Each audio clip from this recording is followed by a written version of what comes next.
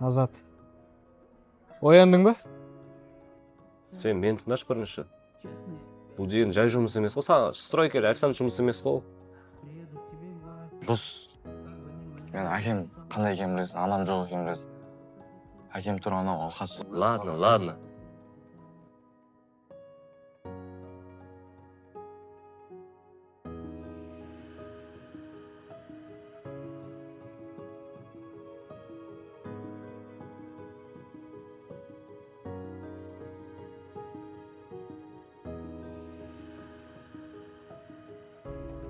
Ал. Иә. Кетіп қалдың ба? Алдарыңа шығып, жүгіре алмайды ойымнама. Шаршақ баған. Бетак жүгіріп келдік. Сен білмейсің ғой мен әкем туралы. Білмесең айтпай қой. Саған қатты таңғалып тұрмын, Азат. Сонда сені бағып қаққан, әкеңнің артынан осындай сөз айтқан дұрыс деп ойлайсың ба? Бұны анам көрсе, сен ешқашан кешірмейтін еді. Алқаш! Сен қалай сөз айтып алғансың менен? Онда мен саған бір мүмкіндік берем. Соны жақсылап пайдалан.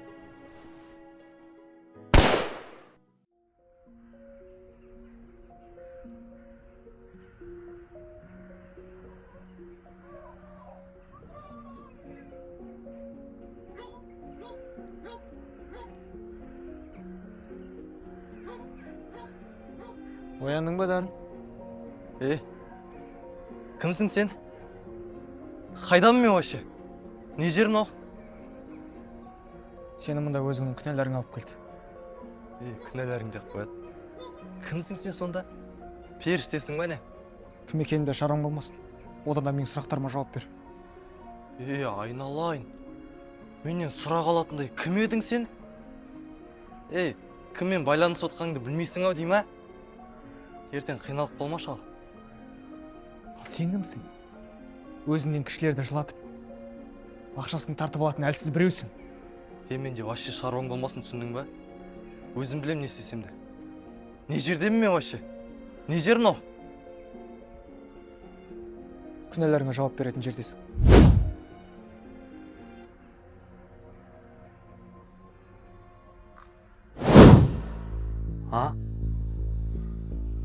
Мен сендерге не айттым? Ақшаны уақытында қой дегенде қоймайсыңдар ма, Или чё? Упор көрмейтін болғансыңдар ма? Братан, мен қайдан табам? Бля, маған похуй. Мамаңнан сұрайсың ба? Папаңнан сұрайсың ба? Табасың, түсіндің ба? Мен адам жоқ. Бля, маған похуй деп тұрмын ғой, Или басқаша керек ба саған? Түсінбейсің ба? Бля, тапсай болды ғой. Маған қызықтырмайды ол. Жағдайыңды айтып не қылмаш, маған бар. Сігіл бар, тап. Қашаннан бері жас балардан ақша талап ететін болғасың? Примерно бір жылдай болып болды. Олар ақшаны қайдан алады? Сен соны ойландың ба? Қалай тапса, олай тапсын, маған бәрібір. Біреуден сұрап бере ма? Маған тауып берсе болды. Олар саған бірдеңе істеп пе еді? Жоқ. Әлде сені мазақ қылды ма? Жоқ. Онда оларда не шаруаң бар, айтшы маған. Бұл сұраққа жауап бере алмайды екем.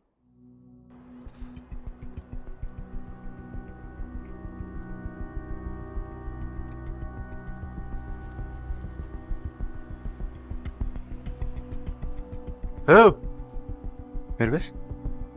Ассалаумағалейкум. Қайсы шештің lan? Братан, мен кё?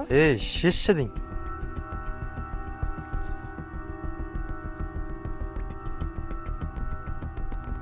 Ұстам. Все, енді менікі. Менікі да, братан.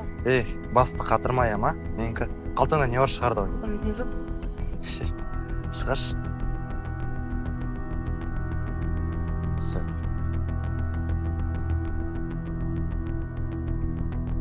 Все, давай баса бер. Братан, бірақ менікі ғой. Бас. Давай.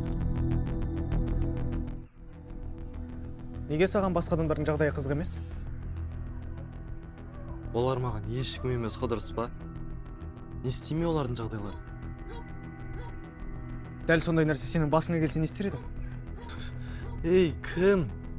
Біреу істей алады деп ойлап отырсың ба соны, а? Көрсін істе. Сен сондай бір бетке адам екенсің. Әлгі сумка үшін сені іздеп адамдар келмеді ме? Келді, бірақ...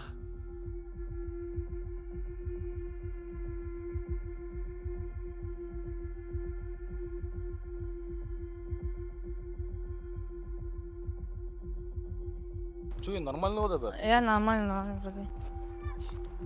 Если что, ать, притесываться хорошо? Ага, хорошо. Братан, алдына тиіскен ана бала ғой, сумкемді алып қойған. Ана ма? Иә, сол.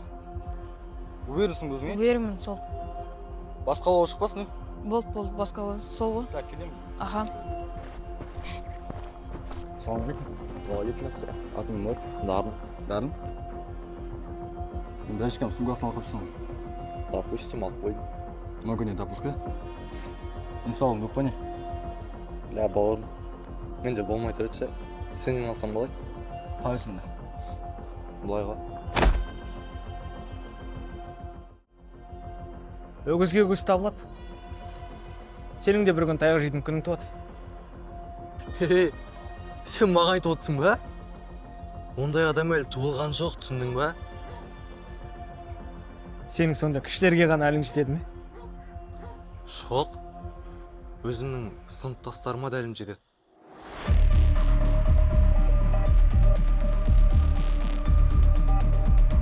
Хоппа! Айбек! Ей, қашпа. Ей, кір, қорқпа. Кел, сөйлесеміз. Уағалейкумассалам. Кір. Не болды? Ештеңе болған жоқ. Бірдеңе болу керек бана. Сен, Айбек, Айнұрды шығарып салады дейді ғой, Иә. Ол мен туысқан қарындасым ғой, ұмытып қалдың ба не? Гуйс қараш, в смысле білмедім. Братан, айтарымды түк істемедік қой. В смысле түк істемедік? Бірдеңе істеулерің керек па не? Гуйс, ей! Чу, брат, жаман ойламасайшы. Қалай жаман ойламасайшы? Сен мен жаман ойлатасың, кімсің, ей? Ей, Айбек! Айбек, короче, былай. Ертең кешен 20 000 теңге топсайсың, түсіндің ба? Неше? Сен кереңсің бана өттөрі? 20 000. Брат, мен таба алмаймын ғой. Маған похуй, түсіндің ба? Табасың дедім ба, табасың, Айбек. Түсіндің ба, табасың. Түсіндім. Вот. Молодец, Айбек. Давай, енді басай бер. Ертең кешен 20 000. Шымыз. Білесің бе? Неге сол бала 2 күннен кейін жоғалып кеткен? Ал, неге көрінбей кетті екен? Оның отбасында ұрыс болды. Соған шыдай алмағандықтан 15-ші қабаттан секіріп кетті. Мына сенің кесіріңнен. Қалай сонда ол қайтыс болды? Мүмкін ойнап тұрған шығарсыз. Жоқ, мүмкін емес. Қалай сонда қайтыс болды?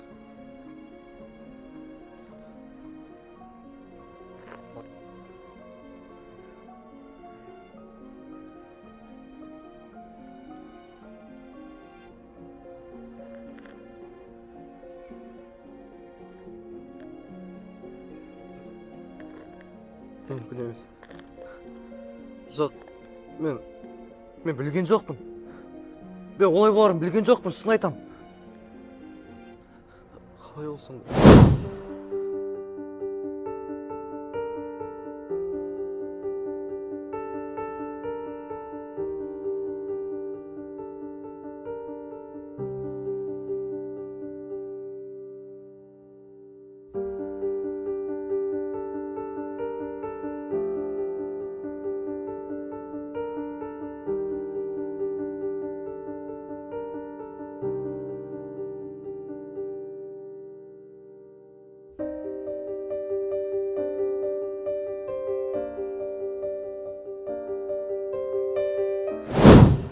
Сонда сен Басқалардан ақша сұрауды білесің.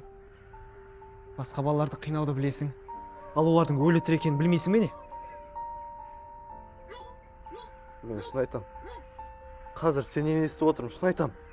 Мен білген жоқпын. Дарын, сенің өзгеруіңе не себеп болды?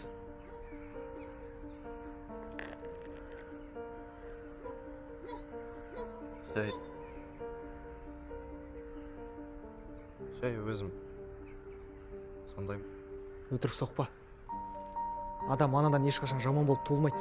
Сенің де осындай болуыңа бір себеп бар.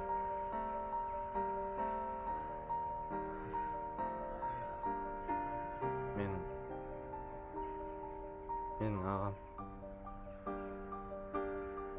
ағам емес, өгей ағам болған. Ол менің әкемнің бірінші әйелінен болады. Ол мені кішкентай кезімнен бері ұрып өсіретін.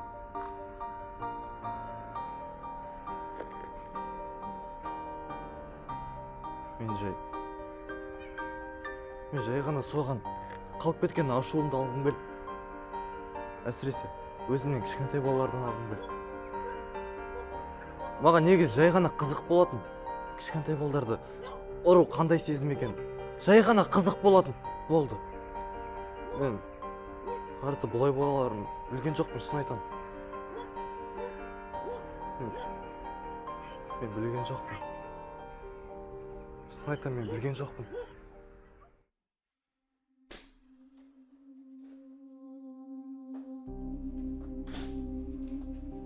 Шиго, қалайсың?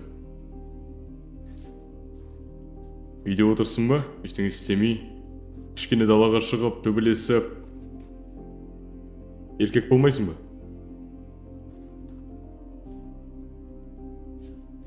Или чо, өліп кетерсің, мал бол. Мен өлсем саған жақсы емес па? Жақсы? Жақсы.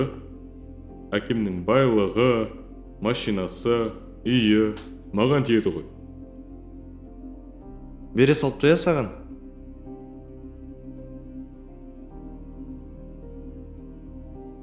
Саған тиында тимейді.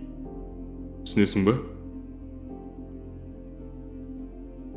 Ыдыс-аяқ жумағансың ба? Я? Жуған жоқпын. Мен сен құлыңмын ба не? Жуып алса керек болса.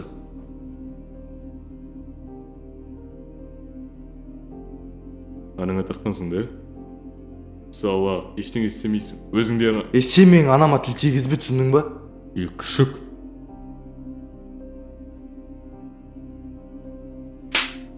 Сука. Сен мына үйде білесің бе не үшін жүрсің, а? Кімнің арқасында жүрсің, білесің бе?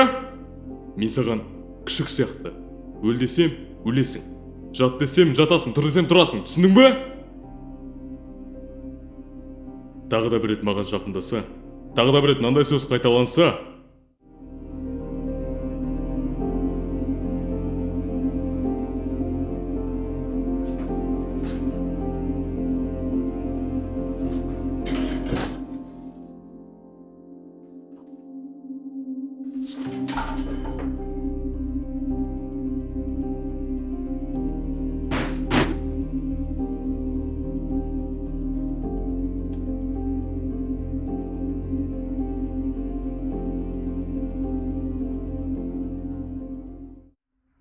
Дарын, сен өміріңді өзгерткің келеді ме? Иә, маған бір мүмкіндік бересіз ғой, а? Маған тек қана бір мүмкіндік берсеңіз болды. Мен өзгертіп, мен барлығында дұрыстайын. Бұрынғыдай болмаймын, шын айтам. Ана баланы құтқарғым келеді. Шын айтам, маған бірақ мүмкіндік беріңізші. Өтінемін сізден. Онда жалғыз мүмкіндігіңді жақсылап пайдалан.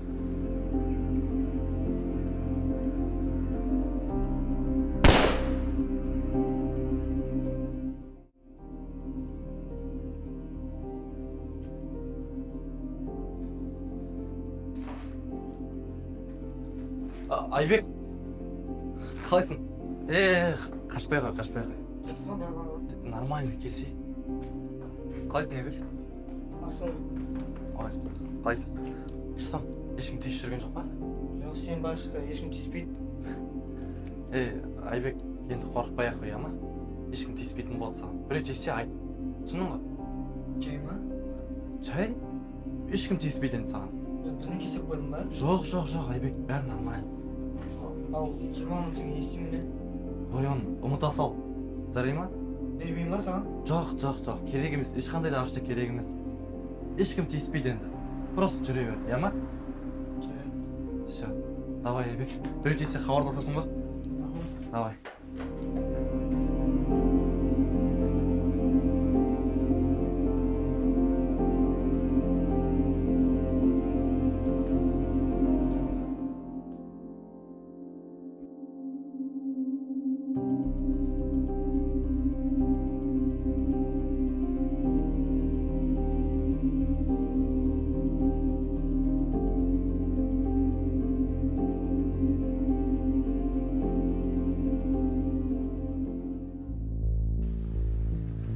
Иә, бос, тыңдап тұр.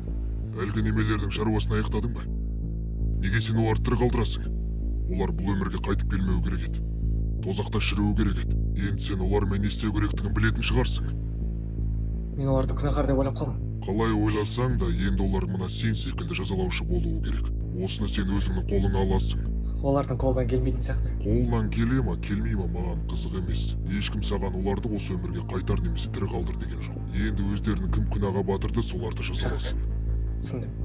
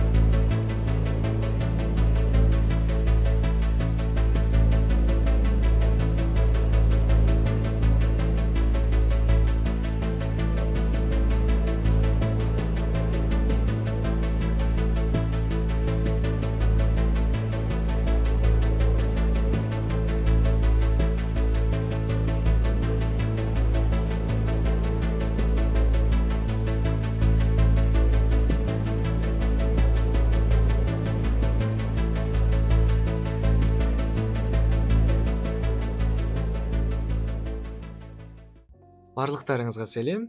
Менің есімім Нұрмағанбетов Сағыныш. Яғни мен көріп отқан сериалдарыңыздың авторы, сценарий авторы, режиссері, әрі актері, әрі жетекшісі боламын. Яғни менің жасым қазір 17-де, 11-ші сынып оқушысымын.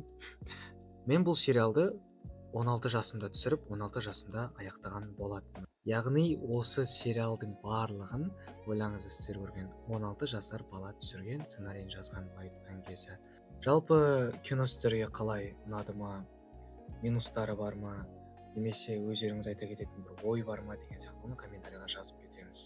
Бұл сериалды менің түсіргендегі ең басты мақсатымның бірі, енді әр режиссердің, әр сценаристің өзінің көрерменге қалдыратын ойы болады. Яғни бір қандай да бір ойды жеткізгісі келеді. Енді бұл сериалдың, яғни әкелетін ойы, мақсаты қандай? Енді әр сценаристің, әр режиссердің мақсаты, яғни көрерменге бір ойды жеткізу. Енді мен қандай ой жеткізгім келді осы тұста? Менің сериалым, яғни бұл қазіргі қоғамның айнасы. Мен сіздерге айтайын, бұл қоғамның қазіргі айнасы. Яғни оны көріп жатқан адам өзін көруі мүмкін. Мен ғой дегендей. Вот сол сияқты адам өзін таба алады кинода.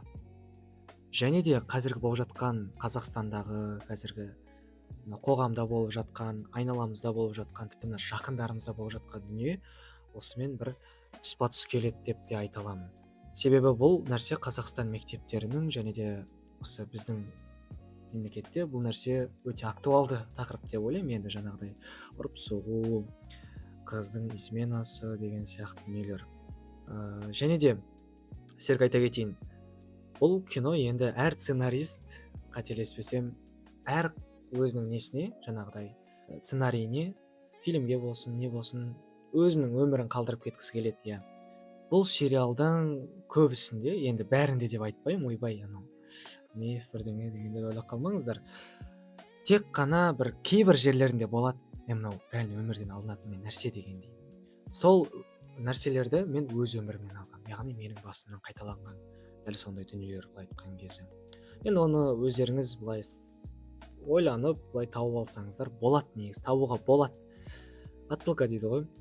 Және де айта кетсек, бұндай сериал мен сіздерге гарантия берем, Қазақстанда бұндай сериал жоқ. Ойлаңыздар. Қысқасы, кейбір түсінбеген жандарға айта кетейін. Бұл жазалаушы деген как періште, ангел-хранитель типа. Енді ол айтқан кезде оның да бір мен ойлаған фильм қылып бөлек оған история түсіремін. Қалай адам жазалаушы болады дегендей. Қысқаша айта кетейін, жазалаушы болатын адамдар, бұлар періштелер, олар осы өмірде де арғы өмірде де жүре алады. Және де қиял, әрине қиял, өте қатты қиял. Дорама сияқты ғой мынау, корейский дорама сияқты былай қарасаңыздар. Сосын ол адам біреуді құтқарып, бұл өмірден өткен адамдар жазалаушы болады, яғни біреуді құтқарып өлген. Кейіннен олар адамдардың, яғни күнәһар деген адамдарды тауып, оларды, яғни өлімдері келеді жас кезінде. Сосын жас кезінде оларды реально күнә жасаған адам ба, күнәһар адам ба, соны тексереді былай айтқан кезде. Сондағы мақсаты болашақ қоғам біздің қазіргіні подростковый дейді ғой, былай айтқан қазіргі өсіп келе жатқан ұрпағымыз ары қарай өскен кезде бүкіл әлемді ластамасын, құртпасын, осындай нәрсе болмасын деген ниетте оларды бұл өмірден алып тастап отырады. Олар осы қоғамда жас кезінен зиян істеп жүретін болса, онда ол болашақта точно қоғамға зиян істейді деген мағына ғой. Сондықтан оларды как убрать етіп отыратын адам, періште былай айтқан жазалаушы деген. Бірақ енді осы төртеуі аман қалады. Себебі жалпы айта кететін болсам, біз анадан ешқашан жаман болып туылмаймыз. Жаман адам болып ешқашан Аллах тағала бізді олай жаратпайды былай айтқан кезде. Бізді либо осы қоғам жақсы қылады, либо қоғам жаман қылады. Кейде қоғам жаман қылады, бірақ біз өзіміз күресуіміз керек. Сол сияқты. Біреуге повезет, біреуге нет дегенде ғой. Жалпы менің режиссерлік мақсатым бұл сериалда, яғни Қазақстанға бұрын соңды болмаған жаңа бір жанрды, жаңа бір идеяны, жаңа бір стильді алып келу болды. Әрине, бұл менің ең алғашқы сериалым. Енді қатты сөкпеңіздер, мына жер неге мынандай, Мейрам деген сияқты, Мейрам киностудия деген сияқты әңгіме болмасын, өтініш, олай қатты сынға алмаңыздар. Жалпы менің мақсатым осындай, яғни кинода жаңа бір екпінді алып келу. Әрине, қатты сөкпеңіздер, ең алғашқы сериалым. Кейбіреуі жақсы шықты, кейбіреуі енді өзімнің көңілімнен сәл-пәл шықпай тұрғаны бар. Бірақ та мен өзіндік ойды, сценарийдегі ойды, режиссердің мақсатын жеткізе алдым деп ойлаймын. Сол жағында өздеріңіз бағалап кетіңіздер. Енді 16 жаста осындай нәрсені түсіру, енді білмеймін, сіздер қалай қарайтын едіңіздер бұған. Тағы да бұл киноның мақсатын айта кетсем, мақсаты дегенде негізгі идеяларының бірі. Яғни біздің осы жақсы болуымызда, біздің жаман адам болуымызда осы ортамызға байланысты. Шынымен де ортамызға байланысты. Және де ақыр соңында өзіміздің ақыл ойымызға да байланысты. Егер ортаң қай нәрсеге сені сүйрейді, сен сол нәрсеге бір қадам жақын боласың. Ал қадам жасамау ол әрине өзің еркіңде. Және де көбімізді енді сынақ деген нәрсе сындырады. Осы кейіпкерлерді, яғни өміріндегі сынақтары, өміріндегі көрген нәрселері сындырған былай айтқан кезде. Соның кесірінен олар қоғамға өкпелі әрі ашулы былай айтқан кезде. Яғни түсінесіздер ме? Қоғамда өзіне бұрындары қиянат жасаған кекті негізге тұтып, негізге қойып, ол кегін басқалардан алатын адамдар да бар. Осы естеріңізде болсын. Бір жағынан сондай адамдардың жинақталған сериал деп айтар едім. Енді сіздерге сериал ұнады деп ойлаймын. Алла қаласа фильмдер, сериалдар деген сияқты үйлер болады. Енді не дегенмен осының оқуын оқып, нанын тауып кетейін деп тұрмын ғой бір жағынан. Көрген жандарға үлкен рахмет. Шынайы бағалап, ұнатып жатсаңыздар, реально мощный деп жатсаңыздар, алғысым шексіз. Бұл менің еңбегімнің ақталғаны деп білемін.